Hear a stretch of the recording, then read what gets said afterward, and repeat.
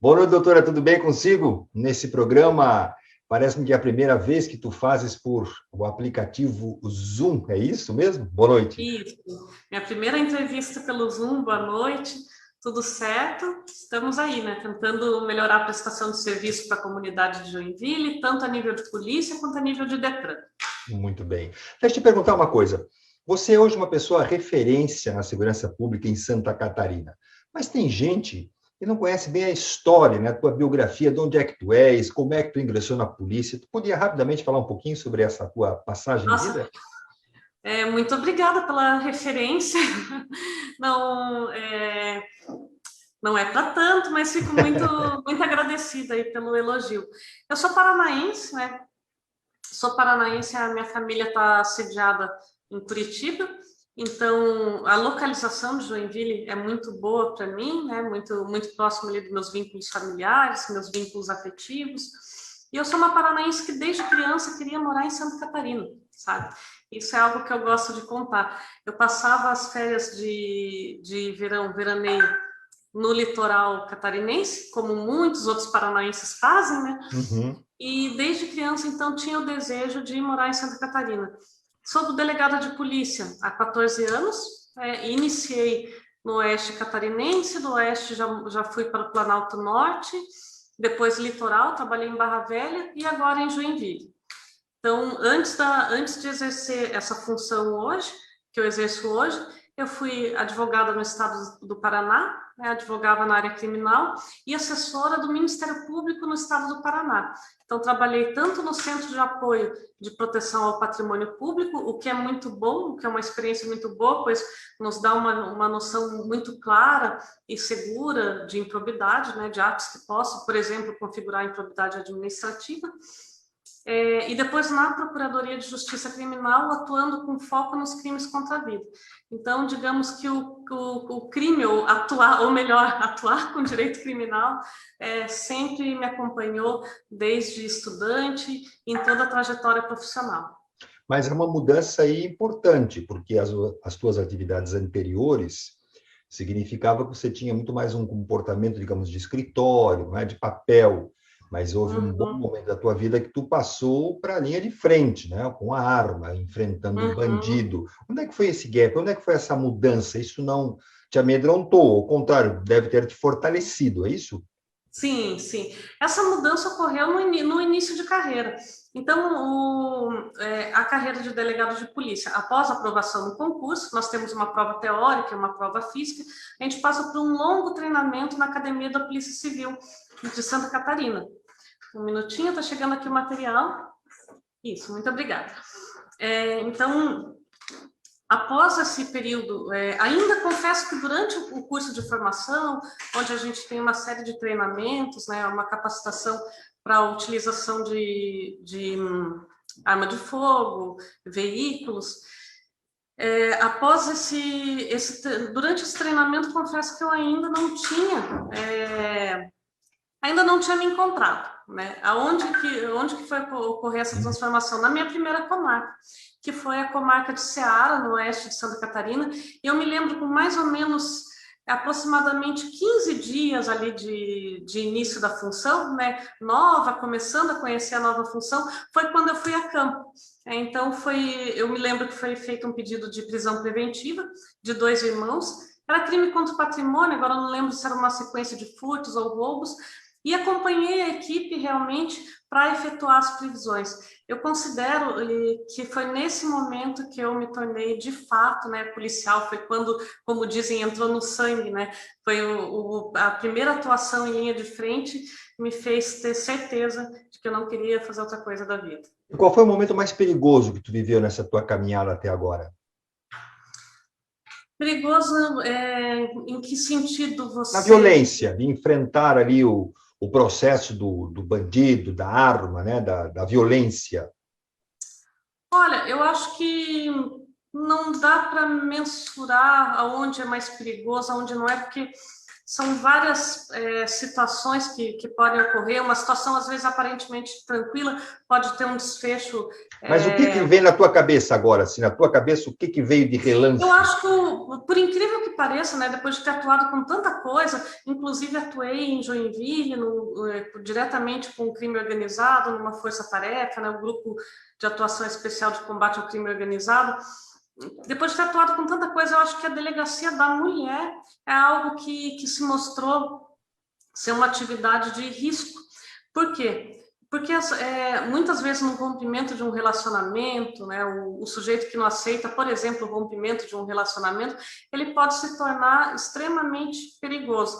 Não só ali para a companheira, né, que está buscando se desvencilhar de um relacionamento danoso, mas para todos os envolvidos no processo. Então, isso é curioso, eu faço questão de mencionar, porque muitas vezes se imagina que a delegacia da mulher seria algo mais light, né? Não é. Digamos. Não é, porque é muita emoção envolvida.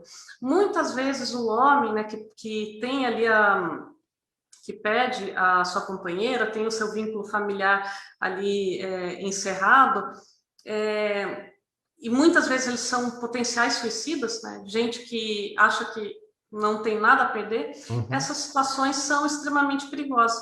Então, me surpreendeu trabalhar numa unidade que para muitas pessoas, né, é tida como uma atividade mais leve dentro da polícia, né? Me surpreendeu porque ali realmente eu achei que em algumas situações havia um risco, não só para mim, né, mas para todos os agentes públicos envolvidos no processo. O mundo mudou desde a pandemia para cá. Nós temos comportamentos completamente distintos, né? A gente fala mesmo que agora é um novo momento, é um novo tempo. A humanidade não será exatamente igual como era antes do ano passado. Na segurança pública, com certeza, isso também deve ter impactado de uma forma ou de outra, né? Vou dar aqui alguns exemplos, né? Ora, antes da pandemia, as pessoas pouco ficavam em casa e, obviamente, ficavam muito tempo se divertindo nas ruas ou em lugares, em casas e restaurantes, etc. Com a pandemia, isso inverteu. As pessoas começaram a ficar mais tempo em casa e pouco tempo para sair, para se divertir e até para trabalhar. Isso teve reflexos no comportamento do crime, doutora? Acredito que sim, né? Só fazendo um gancho e falando um pouquinho da atividade da polícia durante a pandemia, a polícia, de modo algum, trabalhou menos, né? Por quê? Foram acrescidas, dentro de nossas funções, a função de fiscalização.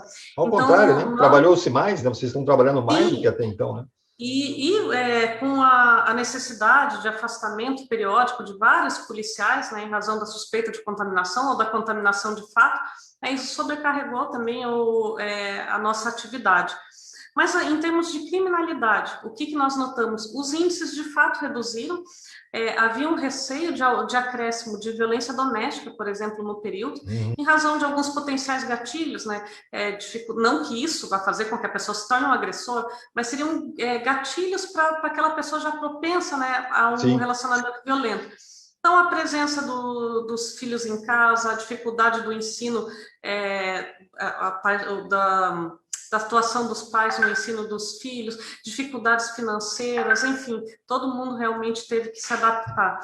Mas nós notamos, e nós não observamos na nossa região, um acréscimo de violência doméstica, né? Mas notamos, por exemplo, um aumento do Disque Denúncia. Então, nós fizemos durante todo esse período um apelo à comunidade no sentido de que, em briga de marido e mulher deve-se sim se meter a colher, né?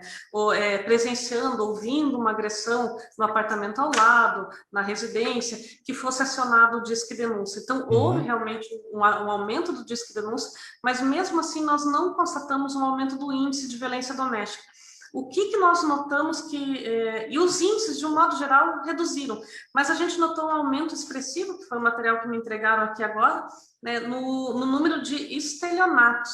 Né? Mas antes da gente passar para o estelionato, eu queria tentar entender um pouquinho melhor. Significa que, mesmo tendo os gatilhos, né, que é a maior presença do casal, né, ou seja, mais tempo o homem com a mulher com o homem, certo? Em casa, Uhum, sozinhos, os filhos, potencialmente aí mais sujeito a terremotos, né, ou a explosões, os uhum. números da polícia indicam o contrário. Houve um menor número de chamados para o atendimento de ocorrências reais. Vocês chegaram lá, realmente havia uma agressão, etc. Ou Uhum. a polícia teve denúncia e não constatou se a denúncia era verdadeira. A Polícia Civil normalmente não atua mediante chamado, né? Nós Uhum, atuamos a nível de investigação, sim. então talvez mediante chamado a gente teria que checar, por exemplo, com a Polícia Militar, se houve um momento de acionamento para esse tipo de crime específico. Mas eu estou me baseando no número de boletins de ocorrência registrados na região relacionados à violência doméstica, número Certo. de pedidos de medidas protetivas de urgência, por exemplo, ou de inquéritos policiais instaurados na Delegacia de Proteção à Criança, Adolescente, Mulher e Idoso. Nós não constatamos um aumento, não, teve até um pouco, não muito, um pouco de diminuição, mas houve um acréscimo, né, como eu mencionei, do Disque Sim. Denúncia, ou Uhum. seja, as pessoas, felizmente, aderiram, né, a esse espírito solidário que a gente deve ter durante a pandemia, na denúncia de violência contra a mulher, maus tratos à criança, idosos, enfim, tivemos um aumento no Disque Denúncia.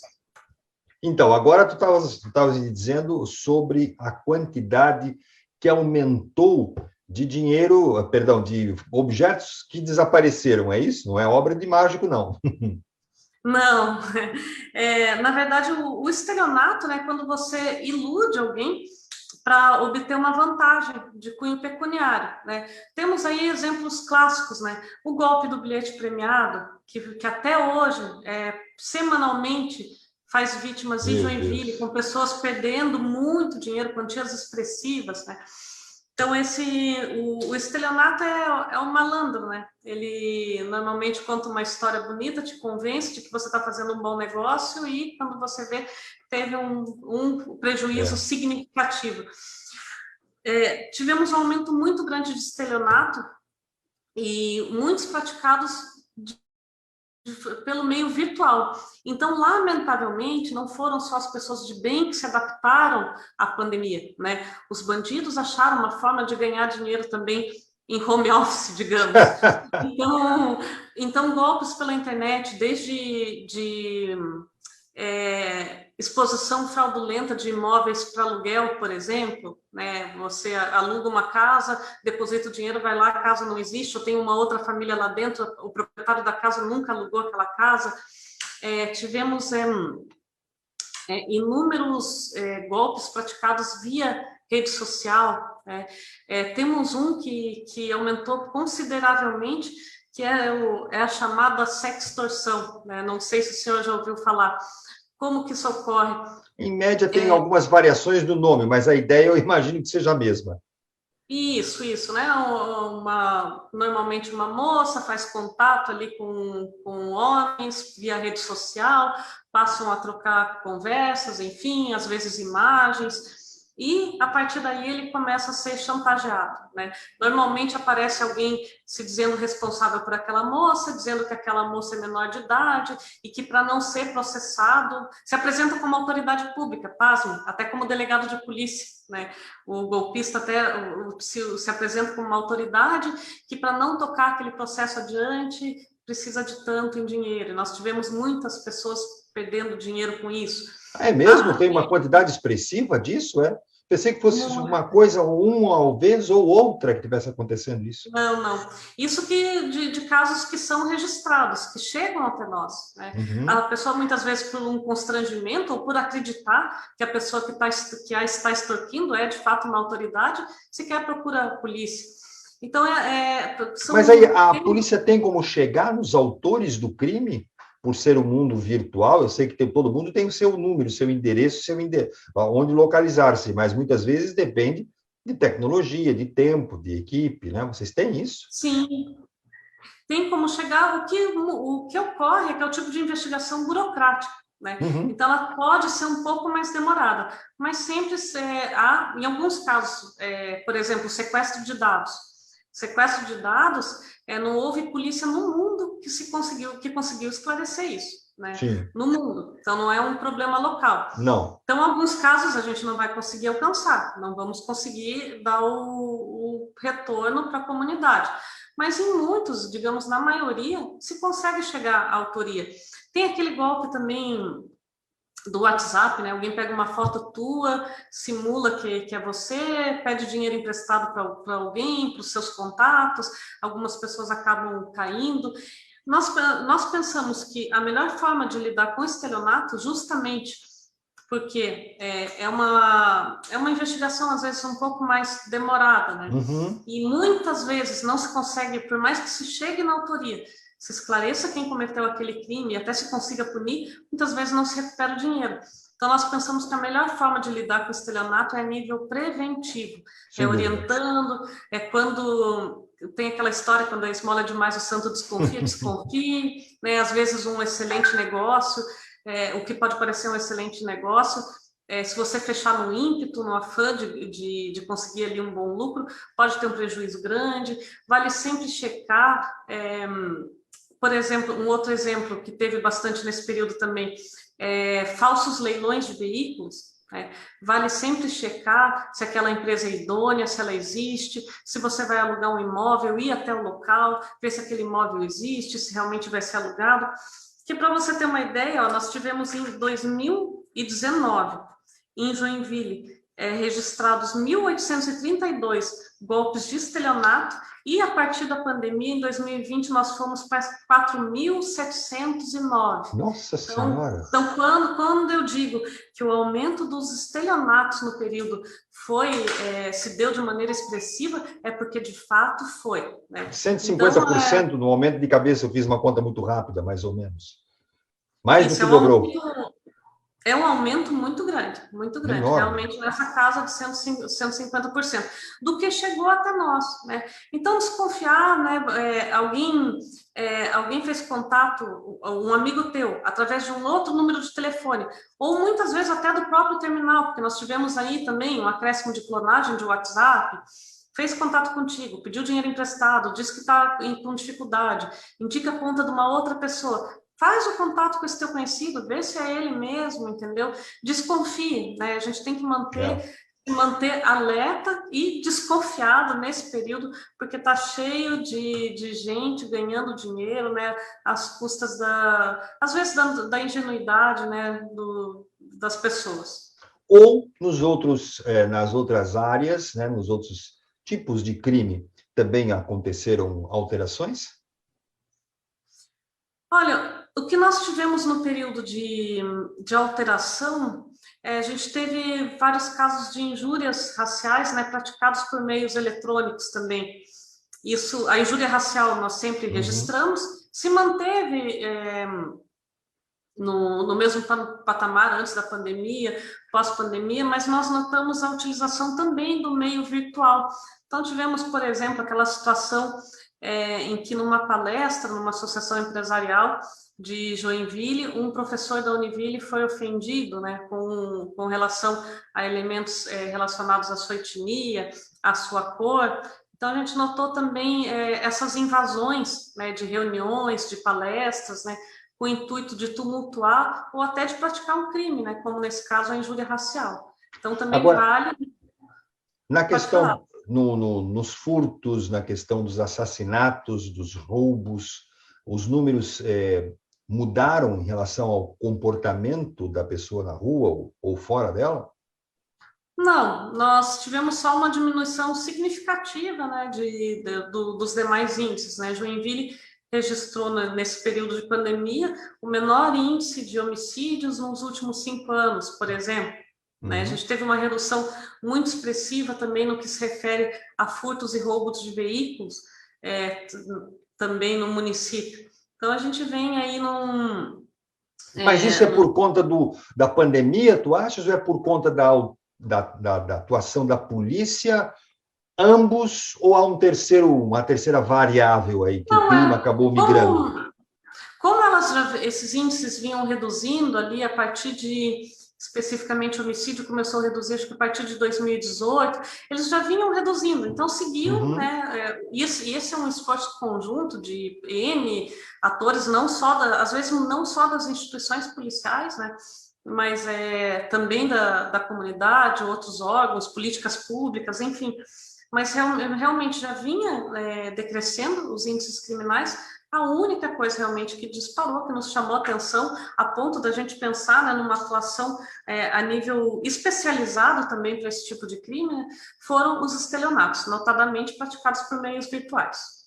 A gente escuta todos os dias, pelo menos toda semana, não vamos exagerar tanto assim, não é? Facção matando da outra facção, né? Vai lá, ó, o cara recebeu um tiro na cabeça, caiu ali, etc. As facções ficaram mais atuantes aqui na cidade. As facções elas estão mais violentas, ou era um crime que não se observava tanto assim, pelo menos no nosso dia a dia, e agora ele está se destacando por conta de que o número de outros crimes é menor? Olha, nós começamos a observar um aumento desse fenômeno aqui em Joinville, ali em 2016, então eu acredito que houve um acirramento na disputa entre esses esses entes, Facções, né? né? Entre essas facções.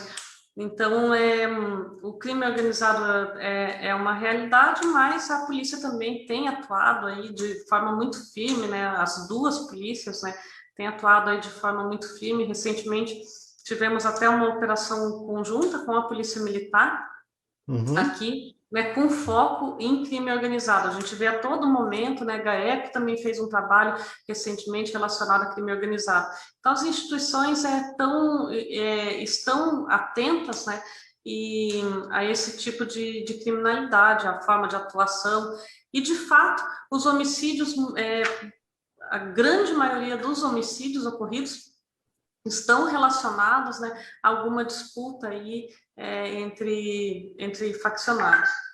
São 3 facções que estão operando aqui, conhecidas, ou tem um número ainda maior? Olha, temos aí a presença mais firme de uma, né, facção específica, e a atuação de uma outra, mas elas vêm muitas vezes a partir do sistema prisional, né? Então a gente também tem que pensar a nível de execução penal alguma política, né, para evitar isso. Então nós tivemos, por exemplo, o ingresso ou a presença de determinadas facções que não estavam presentes no sul do país, a partir do encaminhamento de detentos para outros estados da federação, né, e o seu retorno para cá. Então, para as pessoas que estão em casa, que não estão ambientadas com esse processo, né, de troca aí de lideranças, é como alguém que estava lá no PCC preso em São Paulo, que aí a justiça transferiu este líder do PCC para o Mato Grosso. Ele não parou de ser criminoso e continuou agindo e ensinou o pessoal lá do Mato Grosso como deve trabalhar, certo? Depois, ele, quando saiu de lá, deixou uma semente colocada naquele presídio, né, naquele local. Ou é isso, doutor, ou não é assim? É mais ou menos isso, né? Mas nós notamos que algumas organizações, esse não é o termo mais adequado, mas alguns grupos, né? Alguns grupos criminosos que nasceram a partir do sistema prisional, eles vieram a Joinville, né? A partir do cumprimento dos estados da federação, né? Eu me lembro agora de um grupo, né, que atuou no norte do país e hoje tem a presença aqui no sul em razão do sistema prisional. Então, quem é esse grupo? Qual é o nome desse nossa, grupo? eu não acho adequado nominar, tá? Não, Por quê? Não, uma orientação nossa a nível de inteligência, né, nominar essas organizações, né, dar para elas aí enfim, uma grife? Uma grife não é adequado. O que eu posso dizer é que a gente está atento, né? E atuando, é uma preocupação nossa constante, atuando com muito foco nisso. Temos, por exemplo, ali na divisão de investigação criminal de Joinville, a DIC Joinville, temos uma subdivisão que atua com foco em organizações criminosas, mas só a atuação da polícia por si só não vai resolver. A gente tem que pensar também em políticas públicas, né? Sem dúvida. Por que nós estamos perdendo jovens para esses grupos, né? No aliciamento desses grupos, no aliciamento dos jovens por esses grupos. Temos que pensar no sistema prisional. O que está acontecendo no sistema prisional que favorece a criação desses grupos, o surgimento de novos grupos, né? Ou fortalecimento de outros. Então, como eu sempre digo, segurança pública é algo que se pensa muitas vezes em termos tão somente de polícia, mas essa é uma forma rasa de se enxergar a situação. Simplista. A segurança pública, simplista, né? Da mesma forma que eu também não acredito em soluções simplistas, né? Não. A segurança pública é algo extremamente complexo e deve ser pensado a nível de assistência social e até a execução penal. Agora, a grande entrada das cadeias continua sendo o tráfico de drogas, não é? É por ali que a grande parte das pessoas acabam entrando. Ah, mas tem outros tipos de crime? É claro que tem, mas eu digo o número, né? A quantidade, talvez tenha essa mesma origem. E vocês tiveram uma atuação, tem sempre uma atuação, agora inclusive com cães farejadores, que a PM tem, vocês também estão tendo, não é? Para poder identificar, através do cão, onde é que essa droga está transitando, por onde é que ela está andando. Sim, né? sim. Mas o crime, nesse caso da droga, tem o consumidor, tem o intermediário e tem o cara que é o grandão, que tem o poder, né, dos grandes volumes, etc. Aqui em Joinville, a impressão que eu tenho é que quem vai para a cana, quem vocês conseguem alcançar, são as pessoas que operam na cidade, que são de gerentes para baixo, se eu puder colocar aí numa escala hierárquica, né? Mas que os diretores, etc., não estão aqui. Não tem como chegar nessas pessoas que talvez estejam, sei lá, Rio, São Paulo, a gente sabe mais pela televisão do que por mim mesmo, né? Isso, a gente, na verdade, houve prisões expressivas, né, de grandes distribuidores locais, mas que realmente estavam baseados em Joinville, mas houve uma prisão efetuada, por exemplo, pelo delegado que atuava conosco, o delegado Fábio Stuck, de um grande distribuidor de cocaína na região. Então, nós chegamos a alcançar esses níveis hierárquicos, né, superiores nessa cadeia de distribuição. Mas a origem disso, muitas vezes, envolve até não só outros estados, né, mas outros países, né? A gente tem que considerar o ingresso, que o Brasil está na rota de distribuição de cocaína de outros países. Então, muitas vezes a gente não consegue chegar a esse nível, até por uma questão de competência de atuação, né? O tráfico internacional é competência da Polícia Federal. Sim. Na questão, tu falavas também sobre roubo de carros, né?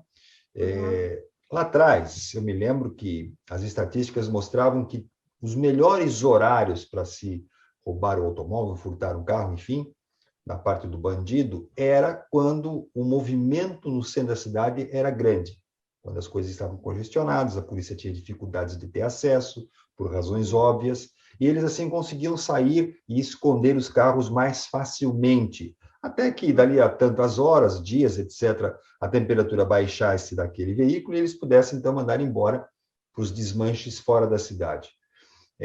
Com esta pandemia, com esses horários se alterando do movimento, uma hora pode circular, uma hora não pode, este ambiente do roubo de carros também mudou? Esses horários, esses números do carro também foram alterados? Não, nós notamos esses crimes ocorrendo em locais e horários diversos, não identificamos um padrão. Mas felizmente tivemos uma redução significativa também, né, esforço de todas as forças de segurança, não é algo que possa ser atribuído tão somente à Polícia Civil, mas eu destaco a atuação do nosso delegado Murilo Batalha, da Divisão de Investigação Criminal de Joinville também, a Subdivisão de Repressão a Roubos, que atuou a partir de orientação da Delegacia Regional com foco específico em furtos e roubos de veículos. Então, por muito tempo, foi atuado com esse foco específico. que acontece? Nós acompanhamos os índices de criminalidade, como esse que eu acabei de me referir aqui, né, do estelionato, e a partir do acompanhamento dos índices de criminalidade, com relação a determinado tipo de crime, ou local onde está ocorrendo com mais frequência, nós direcionamos nossa atuação, muitas vezes planejamos uma atuação a nível especializado. Por exemplo, observamos agora, durante a pandemia, a prática de roubo, né, facilitada em comércios pelo uso da máscara. Então, está aí uma funcionalidade do mal, né, que encontraram para a máscara que temos que utilizar, né, para a prevenção da Covid, do contágio. Notamos, a partir daí, notamos, então, essa possibilidade, né, de se efetuar o roubo com mais facilidade, porque você já está naturalmente, né, camuflado, digamos. Foi criado, então, também uma subdivisão de repressão a roubos a comércio específica. Então, é dessa forma que a gente trabalha. Nós trabalhamos de forma muito técnica, acompanhando o índice de criminalidade, vendo aonde é maior necessidade no momento, no bairro tal, no local tal, ou com relação a um tipo de crime específico. O mapa do crime, como a gente fala, ele é disponibilizado para a comunidade, um aplicativo em um local onde estatisticamente determinadas ocorrências têm um maior ou um menor número, doutora? Eu trabalho vinculado à delegacia regional, temos um núcleo de inteligência. Né? Então, aqui nós temos o nosso NINT, como a gente chama, e o NINT ele direciona todo o planejamento da delegacia regional. Então, é muito importante. Através desses estudos, né, análise de dados que são franqueados pela nossa diretoria de inteligência, com sede em Florianópolis, nós fazemos o nosso planejamento de atuação.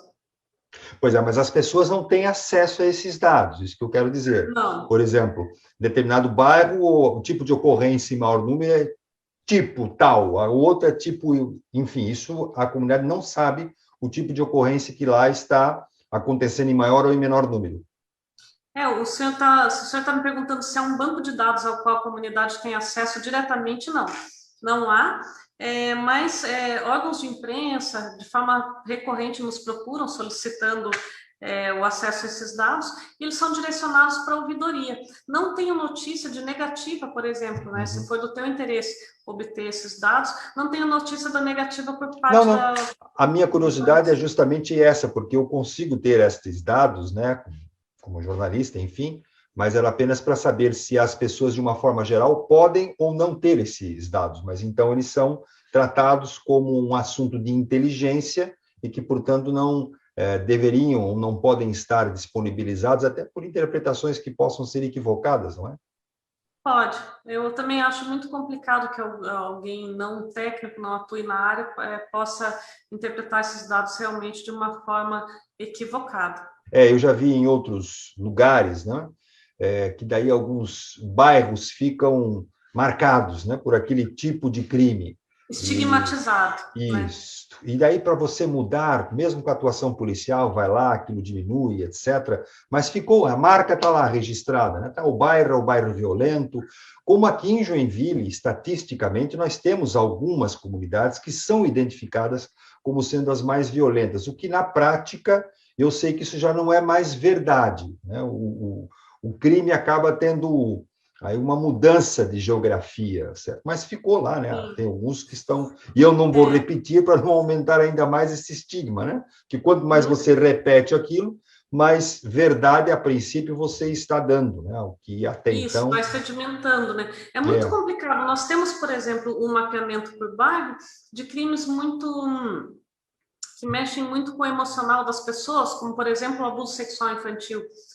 Eu não declararia jamais o bairro, pois isso pode trazer um temor, até uma certa neurose, digamos, né, de quem reside no local. Enfim, eu acho realmente complicado deixar esse acesso aberto por essa possibilidade de interpretação e, como você muito bem mencionou, estigmatização de um determinado bairro. Não é justo.